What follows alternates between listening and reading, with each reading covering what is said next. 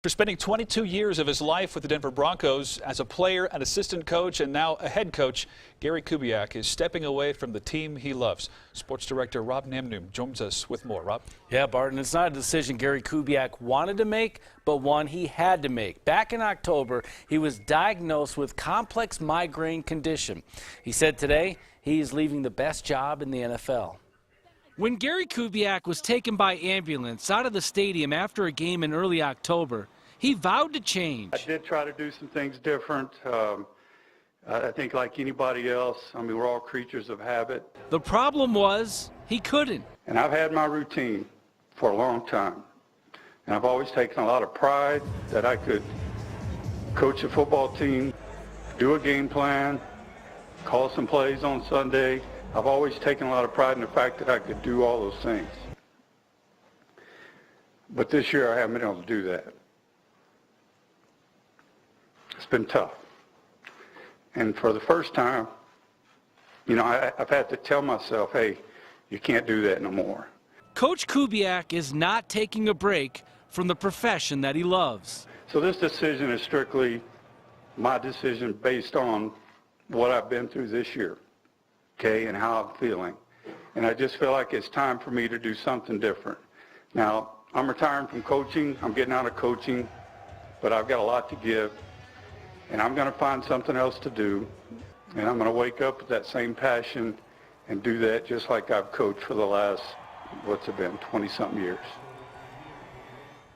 Now, Kubiak says he doesn't know what he's going to do next, but that he knows he's going to find something that he's passionate about. He says he loves teaching and he loves coaching. Obviously, if he does it, it'll be at a much, with a lot less stress. Well, it makes sense. It's hard to imagine him taking a step away from football entirely, but just kind of finding a new role. Yeah, he's got to find something that does not deteriorate his health. His condition. Sure. Absolutely. Coming up on KRDO News Channel 13 at 6 o'clock, the talk that led to today's retirement from Gary Kubiak that happened on Christmas Eve between John Elway and Gary Kubiak. All right, Rob, thanks. We will see you then. Tonight, we're also hearing from those who watched Kubiak coach day in and day out, those Broncos fans. KRDO News Channel 13's Mikaela White is live from Chapel Hills Mall, where she caught up with quite a few of those fans today. Mikaela?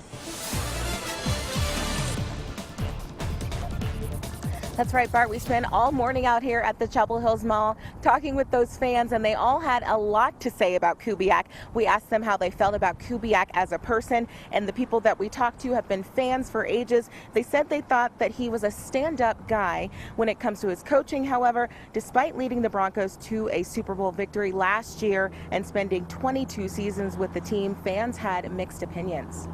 I think he's really been instrumental in helping the Broncos previously and this time also. Getting them through Super Bowl 50 with a win was an extremely big achievement, and I think he did a great job with that. Best decision ever. His offense is outdated. You can tell by the way that nothing worked. The offensive line did not have the skill set to do the zone blocking scheme. People also saying when it comes to his decision to leave because of health issues, they admired the fact that he was going to take more time to spend with his family. Totally understandable, especially being a new mom and, you know, him crying during his speech about his sons, and, you know, you've got to be there for your family, and that's a stressful job. So definitely want to make sure that he's staying healthy. So, I mean, I know he's had health issues in the past, and I know the job's pretty stressful, so I'm sure he could use some time away, and he's put in a pretty long career, so he probably deserves it. People in the media, a lot of people I deal with. Regardless, fans say they're looking forward to the future and hoping for more victories in the future under whoever that new head coach may be. GM John Elway saying he is shocked and disappointed in the resignation, but he respects his decision. We're live in Colorado Springs. Mikaela White, KRDO News Channel 13. All right, Mikaela, thanks. And while we wish Gary Kubiak the best as he steps away from coaching, the question remains, what is next for the Broncos? For a potential answer to that question, we turn now to our Broncos insider, Nick Rothschild. Nick, what do we know about the coaching search so far? Yeah, Broncos insider, I like that, Bart. We have one piece of solid information right now. That is that the Broncos reached out to Atlanta today to ask for an interview with their offensive coordinator, Kyle Shanahan. Kyle is the son of former Broncos head coach Mike Shanahan, who led Denver to 2 Super Bowls with John Elway as quarterback.